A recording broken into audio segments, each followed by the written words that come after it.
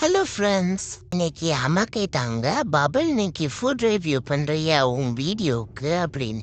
நான் சரிம்மா food order பண்ணுங்கன்னு சொல்லிட்டா.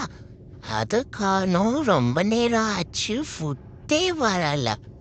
அப்புறம் 10 hours லேட்டர் ஃபுட் வந்துச்சு. ஓகே ஃப்ரெண்ட்ஸ், இப்போ ஒரிஜினல் கண்டென்ட்டுக்கு போவோம். இதுதான் சீஸ் பான்டான்.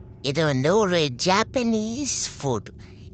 அம்மா டாக்கா சுஷின்னு ஒரு ரெஸ்டாரண்ட் போனப்போ அவங்க சாப்பிட்டுருந்தாங்க. நல்லா இருக்குடா பபல் அப்படி சொன்னாங்க.